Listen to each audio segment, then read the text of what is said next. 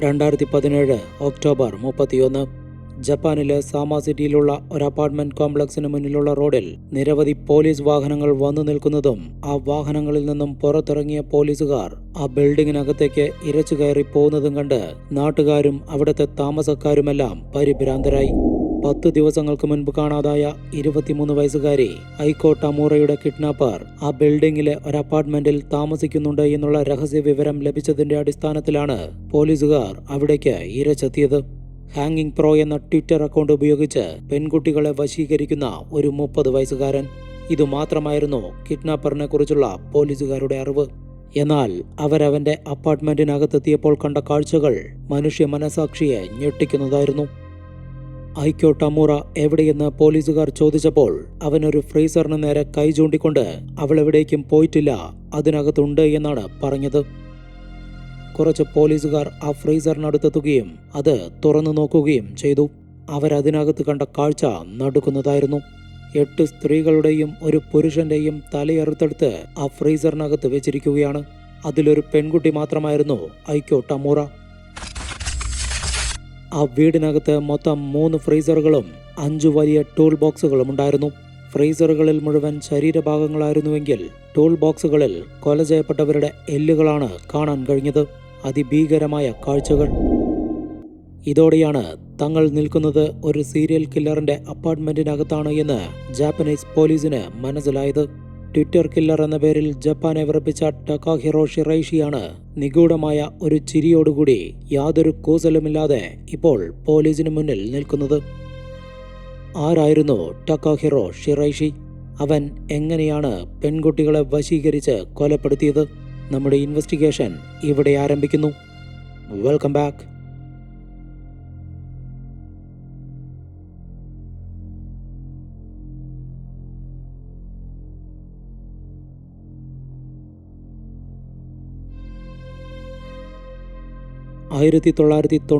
October 9 ജപ്പാനിലെ സാമ സിറ്റിയിൽ തന്നെയാണ് ടകാഹിറോ ഷിറൈഷി ജനിച്ചത്. അച്ഛനും അമ്മയും സഹോദരിയും അടങ്ങുന്ന ചെറിയൊരു കുടുംബം.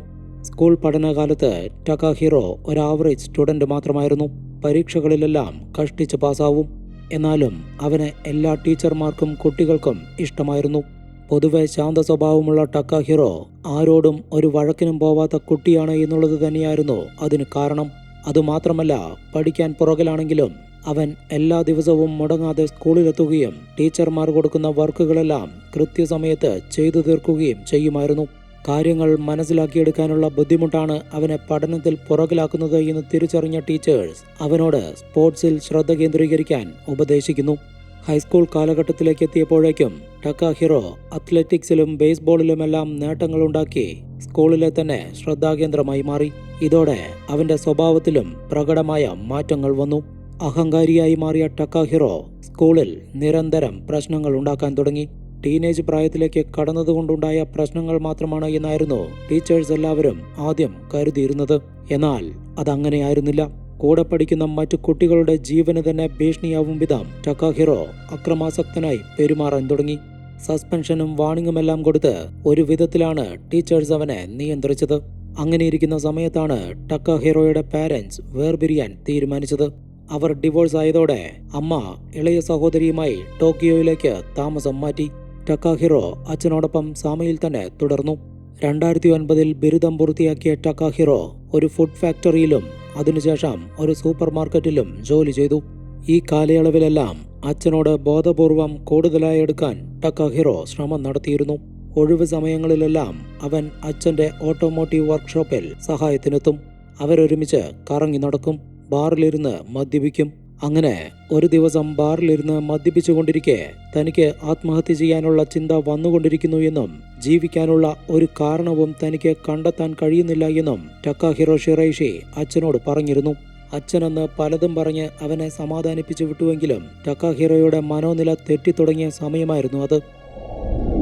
2011 സൂപ്പർ മാർക്കറ്റിലെ ജോലി ഉപേക്ഷിച്ച ടകാഹിറോ ജപ്പാനിലെ റെഡ് ലൈറ്റ് ഡിസ്ട്രിക്റ്റ് എന്നറിയപ്പെടുന്ന കബൂക്കിച്ചോ എന്ന സ്ഥലത്ത് പ്രവർത്തിക്കുന്ന ഒരു സെക്സ് പാർലറിൽ സ്കൗട്ട്സ്മാനായി ജോലി ചെയ്യാൻ തുടങ്ങി. കാണാൻ ഭംഗിയുള്ള സ്ത്രീകളെ കണ്ടെത്തി അവരെ പലതും പറഞ്ഞ് വിശ്വസിപ്പിച്ച് സെക്സ് പാർലറിൽ ജോലി ചെയ്യാൻ പ്രേരിപ്പിക്കണം. അതായിരുന്നു സ്കൗട്ട്സ്മാന്റെ ജോലി. ഇങ്ങനെ കൊണ്ടുവരുന്ന ഓരോ സ്ത്രീകളുടെയും എണ്ണത്തിനനുസരിച്ച് അവർക്ക് ഭീമമായ തുക കമ്മീഷനായി ലഭിക്കും. എന്നാൽ പ്രോസ്റ്റിറ്റ്യൂഷനും ഇതുപോലുള്ള സെക്സ് പാർലർ നടത്തലുമെല്ലാം ജപ്പാനിൽ നിയമവിരുദ്ധമായതിനാൽ പിടിക്കപ്പെട്ടാൽ ജയിൽ ശിക്ഷ ഉറപ്പാണ്. അതറിഞ്ഞിട്ട് തന്നെയാണ് ടക്കാഹിറോ ഈ ജോലി തിരഞ്ഞെടുത്തത്. എന്നാൽ അത് പണം കൂടുതൽ കിട്ടുന്നതിനു വേണ്ടിയല്ല, മറിച്ച് അവന്റെ മനസ്സിലെ വികൃതമായ ആഗ്രഹങ്ങൾ നടപ്പിലാക്കുന്നതിനു വേണ്ടിയായിരുന്നു. ഇതോടെ വൈകാരികമായി തകർന്നിരിക്കുന്ന വിഷാദരോഗികളും ദുർബലരുമായ സ്ത്രീകളെ ടക്കാഹിറോ തിരഞ്ഞു കണ്ടെത്തി. എന്നാൽ ഒരു സെക്സ് പാർലറിനെ സംബന്ധിച്ച് ഇത്തരം സ്ത്രീകളെയായിരുന്നില്ല അവർക്കാവശ്യം. പണത്തിനോട് അഭിനിവേശമുള്ള, അതിനുവേണ്ടി എന്ത് വിട്ടുവീഴ്ചയ്ക്കും തയ്യാറാവുന്ന സ്ത്രീകളെയായിരുന്നു വേണ്ടത്. അതുകൊണ്ട് തന്നെ സ്കൗട്ട്സ്മാൻ ജോലിയിൽ ടക്കാഹിറോ ഷിറൈഷി തികഞ്ഞ പരാജയമായി എന്ന് മാത്രമല്ല, മറ്റ് സ്കൗട്ട്സ്മാൻമാരുടെ നിലനിൽപ്പിന് തന്നെ അവൻ ഭീഷണിയായും മാറി. കാരണം ടക്കാഹിറോ കണ്ടെത്തിക്കൊണ്ടുവരുന്ന സ്ത്രീകൾ ഈ ജോലി ചെയ്യാൻ വില്ലിങ് ആയിരിക്കില്ല. അവർ തീർച്ചയായും പ്രശ്നങ്ങൾ ഉണ്ടാക്കുകയോ പോലീസിൽ പരാതി നൽകുകയോ ചെയ്യും. അങ്ങനെ സംഭവിച്ചാൽ എല്ലാവരും പിടിക്കപ്പെടും.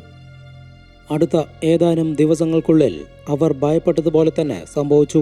ഒരു പരാതിയുടെ പുറത്ത് ടക്കാഹിറോയെ പോലീസ് അറസ്റ്റ് ചെയ്തു. ഈ കേസിൽ 14 മാസത്തെ ജയിൽ ശിക്ഷയാണ് ടക്കാഹിറോയ്ക്ക് ലഭിച്ചത്. എന്നാൽ അത് സസ്പെൻഡഡ് സെന്റൻസ് ആയിരുന്നു. അതായത് ഇതേ തെറ്റ് ഒരു തവണ കൂടി ആവർത്തിച്ചാൽ മാത്രമേ ശിക്ഷ അനുഭവിക്കേണ്ടതായുള്ളൂ. അതുകൊണ്ട് തന്നെ അവൻ അറസ്റ്റ് ചെയ്യപ്പെട്ട് ദിവസങ്ങൾക്കുള്ളിൽ പുറത്തിറങ്ങി. എന്നാൽ സെക്സ് പാർലറിലെ സ്കൗട്ട്സ്മാൻ ജോലി ടക്കാഹിറോയ്ക്ക് നഷ്ടമായി. കയ്യിൽ പണമില്ലാതെ വന്നതോടെ അവൻ വീണ്ടും ഡിപ്രഷനിലായി. അച്ഛനോട് പറഞ്ഞതുപോലെ ആത്മഹത്യ ചെയ്യുന്നതിനെക്കുറിച്ച് ചിന്തിച്ചിരിക്കുമ്പോഴാണ് ടക്കാഹിറോ സോഷ്യൽ മീഡിയയിൽ ആക്റ്റീവായത്. അതിൽ തന്നെ ട്വിറ്റർ ആയിരുന്നു അവൻ കൂടുതലായും ഉപയോഗിച്ചിരുന്നത്. ട്വിറ്റർ ഉപയോഗിക്കുന്നവരിൽ ഭൂരിഭാഗം ആളുകളും ട്രെൻഡിംഗ് ടോപ്പിക്സിന്റെ പുറകെ പോയപ്പോൾ ടക്കാഹിറോ ഷിറൈഷിക്ക് കൃത്യമായൊരു പ്ലാൻ ഉണ്ടായിരുന്നു. സെക്സ് പാർലറിൽ സ്കൗട്ട്സ്മാൻ ആയിരുന്നപ്പോൾ അവൻ എന്താണോ ചെയ്തത് അത് തന്നെ ട്വിറ്റർ അക്കൗണ്ട് ഉപയോഗിച്ചും ചെയ്യാൻ തുടങ്ങി. അതായത് ദുർബലരും വിഷാദരോഗികളും ആത്മഹത്യാ ചിന്തയുള്ള സ്ത്രീകളെയുമെല്ലാം തന്നിലേക്ക് അടുപ്പിക്കുക എന്നതായിരുന്നു ടക്കാഹിറോയുടെ ലക്ഷ്യം. അതിനായി ഹാങ്ങിങ് പ്രോ എന്ന പേരിൽ അവനൊരു പുതിയ ട്വിറ്റർ അക്കൗണ്ട് ആരംഭിച്ചു. എന്നിട്ട് ബയോയിൽ ഇങ്ങനെ എഴുതി: തൂങ്ങി മരിക്കുന്നതിനെക്കുറിച്ചുള്ള എൻ്റെ അറിവ് നിങ്ങളുമായി ഷെയർ ചെയ്യാൻ ഞാൻ ആഗ്രഹിക്കുന്നു. താല്പര്യമുള്ളവർ DM ചെയ്യൂ. ഇങ്ങനെയാണ് ആ ബയോ. ആളുകളെ മരിക്കാൻ സഹായിക്കുന്ന, പ്രത്യേകിച്ച് തൂക്കിക്കൊല്ലുന്നതിൽ പ്രാവീണ്യമുള്ള ഒരു വ്യക്തിയാണ് താനെന്ന് എല്ലാവരെയും അറിയിക്കുക. അതായിരുന്നു ആ അക്കൗണ്ടിലൂടെ ടക്കാഹിറോ ഷിറൈഷി ഉദ്ദേശിച്ചത്. തുടർന്നങ്ങോട്ടുള്ള അവൻ്റെ ട്വീറ്റുകളെല്ലാം ആ രീതിയിലുള്ളതായിരുന്നു. അതിൽ ചിലത് ഇങ്ങനെയാണ്: എനിക്ക് എല്ലാം മറക്കണം. പ്രയാസങ്ങൾ അനുഭവിക്കുന്ന എല്ലാവർക്കും ശക്തിയുടെ ഉറവിടമാവാൻ ഞാൻ ആഗ്രഹിക്കുന്നു. നിങ്ങൾ ഒരു പ്രതിസന്ധിയിലാണെങ്കിൽ എന്നെ സമീപിക്കുക. ഇങ്ങനെ നീളുന്നു ആ ട്വീറ്റുകൾ. പക്ഷേ ടക്കാഹിറോയുടെ അക്കൗണ്ടിലേക്ക് ആളുകൾ എത്തിയില്ല. ഇതോടെ വിഷാദം, ആത്മഹത്യ എന്നീ ഹാഷ്ടാഗുകൾ ഉപയോഗിച്ചിട്ടുള്ള സ്ത്രീകളുടെ അക്കൗണ്ടുകൾ അവൻ തിരഞ്ഞു കണ്ടുപിടിച്ചു. അവർക്ക് പേഴ്സണൽ മെസ്സേജുകൾ അയച്ചു തുടങ്ങി. ഇതേ രീതിയിൽ ടക്കാഹിറോ പലർക്കും മെസ്സേജുകൾ അയച്ചുകൊണ്ടേയിരുന്നു. പതിയെ ടക്കാഹിറോ ഷിറൈഷി ആഗ്രഹിച്ചതുപോലെ തന്നെ ദുർബലരായ സ്ത്രീകൾ അവന്റെ വലയിൽ വീഴാൻ തുടങ്ങി. ആദ്യത്തെ ഇര വലയിലായത് 2017 ഓഗസ്റ്റ് മാസത്തിലാണ്. അതിനടുത്ത ദിവസം തന്നെ ടക്കാഹിറോ അവന്റെ അച്ഛനോട് ഒരാവശ്യം ഉന്നയിച്ചു. അത് ഇങ്ങനെയാണ്: ജീവിക്കാൻ എനിക്കിപ്പോൾ ഒരു കാരണമുണ്ട്. വളരെ നാളുകളായുള്ള തീവ്ര ശ്രമത്തിനൊടുവിലാണ് ഞാനത് കണ്ടെത്തിയത്. അതിനാൽ എനിക്കിനി തനിച്ചു താമസിക്കണം. അതിനുവേണ്ടി ഒരു അപ്പാർട്ട്മെന്റ് റെന്റിനെടുക്കാൻ അച്ഛൻ എന്നെ സഹായിക്കണം. ഇതായിരുന്നു അവന്റെ ആവശ്യം. കാര്യമെന്താണെന്ന് ടക്കാഹിറോയുടെ അച്ഛൻ അന്വേഷിച്ചപ്പോൾ അവനൊന്നും വ്യക്തമായി പറഞ്ഞില്ല. എന്നിട്ടും അദ്ദേഹം ടക്കാഹിറോയെ സാമ്പത്തികമായി സഹായിച്ചു. അങ്ങനെ അച്ഛന്റെ സഹായത്തോടെ ടക്കാഹിറോ സാമ സിറ്റിയിൽ ഒരു അപ്പാർട്ട്മെന്റ് റെന്റിനെടുത്ത് താമസം തുടങ്ങി. 12 അപ്പാർട്ട്മെന്റുകളുള്ള ആ 2 നില കെട്ടിടത്തിൽ ഓഗസ്റ്റ് 22-നാണ് ടക്കാഹിറോ താമസിക്കാനായി എത്തിയത്. ദിവസങ്ങൾ ഓരോന്നായി കടന്നുപോയി. എന്നാൽ അയൽവാസികളോടൊന്നും അവൻ യാതൊരു ബന്ധവും പുലർത്തിയിരുന്നില്ല. ടക്കാഹിറോയുടെ ഓരോ പ്രവൃത്തികളും നെയ്ബേഴ്സിന് വിചിത്രമായി തോന്നി. അവൻ എല്ലാ ദിവസവും വലിയ ഗാർബേജ് ബാഗുകളുമായി അടുത്തുള്ള മാലിന്യ ശേഖരണ കേന്ദ്രത്തിലേക്ക് പോകുന്നത് അയൽവാസികൾ ശ്രദ്ധിച്ചു. ഒറ്റയ്ക്ക് താമസിക്കുന്ന ടക്കാഹിറോയുടെ വീട്ടിൽ മാത്രം ദിവസവും എങ്ങനെയാണ് ഇത്ര വേസ്റ്റുകൾ വരുന്നത് എന്നുള്ളതിനെക്കുറിച്ച് ആർക്കും ഒരു പിടിയുമുണ്ടായിരുന്നില്ല. എല്ലാ ദിവസവും വേസ്റ്റുകൾ കൊണ്ട് കളഞ്ഞിട്ടും അവന്റെ അപ്പാർട്ട്മെന്റിനകത്ത് നിന്നും രൂക്ഷമായ ദുർഗന്ധമാണ് വന്നിരുന്നത്. അതുകൂടാതെ 24 മണിക്കൂറും ബാത്റൂം വെന്റിലേഷൻ ഫാൻ ഓണായി കിടക്കുന്നതും ആളുകൾ ശ്രദ്ധിച്ചു. താമസിക്കാനെത്തി 2 മാസം തികയുന്നതിന് മുൻപ് തന്നെ ടക്കാഹിറോ മറ്റുള്ളവർക്കെല്ലാം ശല്യമായി മാറി. ആളുകൾ കുടുംബമായി താമസിക്കുന്ന സ്ഥലത്തേക്ക് നിരവധി പെൺകുട്ടികളെ വിളിച്ചിട്ട് വരുന്നതാണ് മറ്റൊരു പ്രശ്നം. എന്നാൽ ഇങ്ങനെ ടക്കാഹിറോ വിളിച്ചിട്ട് വരുന്ന പെൺകുട്ടികളാരും ആ അപ്പാർട്ട്മെന്റിൽ നിന്നും പുറത്തു പോയിട്ടില്ല എന്നുള്ള കാര്യം ആരും ശ്രദ്ധിച്ചതേയില്ല. അതുതന്നെയായിരുന്നു ആ വീടിനകത്ത് നിന്നുമുള്ള ദുർഗന്ധത്തിന്റെ കാരണവും. അത് എല്ലാവർക്കും മനസ്സിലായത് ഒക്ടോബർ 31-നാണ്. അന്നാണ് തുടക്കത്തിൽ പറഞ്ഞതുപോലെ ജാപ്പനീസ് പോലീസ് ടക്കാഹിറോ ഷിറൈഷിയുടെ അപ്പാർട്ട്മെന്റിനകത്തേക്ക് ഇരച്ചു കയറി വന്നതും അവിടെ നിന്നും 8ഓളം സ്ത്രീകളുടെയും ഒരു പുരുഷന്റെയും അറുത്തുമാറ്റപ്പെട്ട ശരീരഭാഗങ്ങൾ കണ്ടെത്തിയതും. വെറും 2 മാസത്തിനുള്ളിൽ 9 പേരെയാണ് ആ സൈക്കോ അതിക്രൂരമായി കൊലപ്പെടുത്തിയിരിക്കുന്നത്. ആരൊക്കെയായിരുന്നു ടക്കാഹിറോയുടെ ഇരകളെന്നും അവൻ എങ്ങനെയാണ് പോലീസ് പിടിയിലായത് എന്നും ഇനി നോക്കാം. 21 വയസ്സുള്ള മിസുക്കി മിയൂറിയായിരുന്നു ടക്കാഹിറോയുടെ ആദ്യത്തെ ഇര. ഡിപ്രഷൻ സ്റ്റേജിലൂടെ കടന്നുപോവുകയായിരുന്ന മിസുക്കി ട്വിറ്ററിലൂടെയാണ് ടക്കാഹിറോയെ പരിചയപ്പെട്ടതും കൂടുതൽ അടുത്തതും. അങ്ങനെ ഓഗസ്റ്റ് 13-ന് അവർ നേരിൽ കാണാൻ തീരുമാനിച്ചു. പക്ഷേ ടക്കാഹിറോയുടെ വിചിത്രമായ ചില പെരുമാറ്റങ്ങൾ ശ്രദ്ധയിൽപ്പെട്ട മിസുക്കി അവളുടെ ഒരു പുരുഷ സുഹൃത്തുമായാണ് അവനെ സന്ദർശിക്കാനെത്തിയത്. അവരൊരു പബ്ലിക് പാർക്കിൽ വെച്ച് കണ്ടുമുട്ടുകയും മണിക്കൂറുകളോളം സംസാരിക്കുകയും ചെയ്തു. ഒടുവിൽ ബാറിൽ പോയി മദ്യപിച്ചതിനു ശേഷമാണ് അവർ പിരിഞ്ഞത്. ആ ഒരു കൂടിക്കാഴ്ചയ്ക്ക് ശേഷമാണ് തന്റെ ആഗ്രഹങ്ങൾ ആരുമറിയാതെ നടപ്പിലാക്കാൻ പാകത്തിൽ പ്രൈവറ്റ് ആയിട്ടുള്ള ഒരു സ്ഥലം വേണമെന്ന് ടക്കാഹിറോയ്ക്ക് തോന്നിയതും അവൻ അച്ഛന്റെ സഹായത്തോടെ ഒരു അപ്പാർട്ട്മെന്റ് റെന്റിനെടുത്തതും. ഇതിനിടയിൽ ടക്കാഹിറോ മിസുക്കിയിൽ നിന്നും കുറച്ച് പണം കടമായി വാങ്ങിയിരുന്നു. പുതിയ വീടിന്റെ അഡ്വാൻസ് നൽകുന്നതിനാണെന്ന് പറഞ്ഞാണ് ടക്കാഹിറോ പണം വാങ്ങിയത്. എന്നാൽ അതിനു മുൻപായി തന്നെ അച്ഛന്റെ പണം ഉപയോഗിച്ച് അവൻ എല്ലാ കാര്യങ്ങളും ചെയ്തു തീർത്തു കഴിഞ്ഞിരുന്നു. അതിനവന് വ്യക്തമായ ഉദ്ദേശങ്ങളുണ്ടായിരുന്നു. വീട് വാടകയ്ക്കെടുത്ത അന്ന് തന്നെ കടം വാങ്ങിയ പണം തിരികെ തരാനാണെന്ന് പറഞ്ഞ് മിസുക്കിയെ ടക്കാഹിറോ അവന്റെ അപ്പാർട്ട്മെന്റിലേക്ക് വിളിച്ചു വരുത്തി. അത്ര നാളത്തെ ബന്ധം വെച്ച് ടക്കാഹിറോയെ വിശ്വാസത്തിലെടുത്ത മിസുക്കി തനിച്ചാണ് അവന്റെ അപ്പാർട്ട്മെന്റിലെത്തിയത്. എന്നാൽ തന്റെ ആദ്യത്തെ ഇരയ്ക്ക് വേണ്ടി അക്ഷമയോടെ കാത്തിരുന്ന ടക്കാഹിറോ മിസുക്കിക്ക് കുടിക്കാനായി കൊടുത്ത ജ്യൂസിൽ മയക്കുമരുന്ന് കലർത്തി അവളെ റേപ്പ് ചെയ്യുന്നു. അതിനുശേഷം അവളുടെ കഴുത്തിൽ കയറിട്ട് കുരുക്കി കെട്ടിത്തൂക്കുന്നു. ആ കയറിൽ കിടന്ന് മിസുക്കി പിടങ്ങി മരിക്കുന്ന കാഴ്ച ടക്കാഹിറോ ഷിറൈഷിയുടെ ആവേശം വർദ്ധിപ്പിച്ചു എന്ന് മാത്രമല്ല, എത്രയും പെട്ടെന്ന് അടുത്ത ഇരയെ കണ്ടെത്തുന്നതിനുള്ള പ്രചോദനവും നൽകി. ഓഗസ്റ്റ് അവസാനത്തോടെ ടക്കാഹിറോ രണ്ടാമത്തെ ഇരയെ കണ്ടെത്തി. 15 വയസ്സ് മാത്രം പ്രായമുള്ള കുരേഹ ഇഷിഹാരയാണ് രണ്ടാമത്തെ വിക്ടിം. മിടുക്കിയായ ഒരു ഹൈസ്കൂൾ വിദ്യാർത്ഥിനിയായിരുന്നു ഇഷിഹാര. സ്കൂളിലെ സ്റ്റുഡൻസ് കമ്മിറ്റിയിലെയും ആർട്സ് ക്ലബിലെയുമെല്ലാം സജീവ അംഗം. അനിമേഷൻ വീഡിയോകളുടെയും വീഡിയോ ഗെയിമുകളുടെയും കടുത്ത ആരാധിക. ഇതെല്ലാം ഇഷിഹാര പൊതുവെ ആക്റ്റീവായ ഒരു പെൺകുട്ടിയാണ് എന്നുള്ള പ്രതീതിയാണ് എല്ലാവരിലും ഉണ്ടാക്കിയത്. എന്നാൽ ഇത്ര ചെറുപ്പത്തിൽ തന്നെ വിഷാദ രോഗവുമായി മല്ലടിക്കുന്ന ഒരു പെൺകുട്ടിയാണ് അവളെന്ന് ആർക്കും മനസ്സിലായില്ല. തന്റെ വിഷമങ്ങളെല്ലാം പങ്കുവെക്കുന്നതിനായി ട്വിറ്ററിലൂടെ ഇഷിഹാര കണ്ടെത്തിയതാവട്ടെ ടക്കാഹിറോ ഷിറൈഷിയെയും. ഒടുവിൽ ടക്കാഹിറോയുടെ ആത്മഹത്യാ പ്രേരണയിൽ ഇഷിഹാര വീണു. ഒരുമിച്ച് ജീവനൊടുക്കാൻ അവർ പദ്ധതിയിട്ടു. അതിൻ പ്രകാരം ഇഷിഹാര ടക്കാഹിറോയുടെ അപ്പാർട്ട്മെന്റിലേക്ക് പോവാൻ തീരുമാനിച്ചു. രാവിലെ സ്കൂളിലേക്കാണെന്ന് പറഞ്ഞ് വീട്ടിൽ നിന്നും ഇറങ്ങിയ ഇഷിഹാര സ്കൂളിലേക്ക് പോവാതെ നേരെ ടക്കാഹിറോയുടെ അപ്പാർട്ട്മെന്റിലെത്തുകയായിരുന്നു. നേരം ഇരുട്ടാവാറായിട്ടും ഇഷിഹാര വീട്ടിലെത്താതായതോടെ അവളുടെ അമ്മ സ്കൂളിലേക്ക് വിളിച്ചന്വേഷിച്ചപ്പോഴാണ് അന്നവൾ സ്കൂളിലേക്ക് വന്നിട്ടില്ല എന്നുള്ള കാര്യം അറിയുന്നത്. അവളുടെ ഫോൺ സ്വിച്ച്ഡ് ഓഫുമാണ്. ഇതോടെ ഇഷിഹാരയുടെ അമ്മ പോലീസിൽ പരാതി നൽകി. കൃത്യം 5 ദിവസങ്ങൾക്ക് മുൻപാണ് തങ്ങളുടെ മകളെ കാണാനില്ല എന്ന് പറഞ്ഞ് മിസുക്കി മിയൂറയുടെ പാരന്റ്സ് പോലീസിൽ പരാതി നൽകിയത്. ഇന്നേ വരെ അവൾക്ക് എന്താണ് സംഭവിച്ചത് എന്ന് കണ്ടെത്താൻ കഴിയാതെ പോലീസ് വിഷമിച്ചിരിക്കുമ്പോഴാണ് ഇഷിഹാരയുടെ അമ്മ പരാതിയുമായി എത്തിയത്. ഒരാഴ്ചയ്ക്കുള്ളിൽ 2 പെൺകുട്ടികളെ ദുരൂഹമായ സാഹചര്യത്തിൽ കാണാതായതോടെ പോലീസ് അലർട്ടായി. പക്ഷേ അതുകൊണ്ടൊന്നും ഒരു ഗുണവും ഉണ്ടായില്ല. കൊലപാതകങ്ങൾ നടന്നുകൊണ്ടേയിരുന്നു. ടക്കാഹിറോ മിസുക്കിയെ എങ്ങനെയാണോ കൊന്നത് അതേ രീതിയിൽ തന്നെയായിരുന്നു ഇഷിഹാരയെയും കൊലപ്പെടുത്തിയത്. 20 വയസ്സുള്ള ഷോഗോ നിഷിനാഗിയാണ് ടക്കാഹിറോയുടെ മൂന്നാമത്തെ ഇര. ടക്കാഹിറോയുടെ ഇരയായ ഏക പുരുഷനും അവനാണ്. ഈ പറയുന്ന ഷോഗോ മറ്റാരുമായിരുന്നില്ല. ടക്കാഹിറോയുടെ ഫസ്റ്റ് വിക്ടിം മിസുക്കിയുടെ സുഹൃത്തായിരുന്നു. അതായത് അവനോടൊപ്പമാണ് മിസുക്കി ടക്കാഹിറോയെ ആദ്യമായി കാണാനെത്തിയത്. എന്നാൽ മിസൂക്കിയെ കാണാതായി കുറച്ച് ദിവസങ്ങൾക്ക് ശേഷമാണ് ഷോഗോ ടക്കാഹിറോയെക്കുറിച്ച് ഓർത്തത്. ഇതോടെ മിസൂക്കിയുടെ തിരോധാനത്തിന് പിന്നിൽ ടക്കാഹിറോയാണോ എന്ന് ഷോഗോയ്ക്ക് സംശയമായി.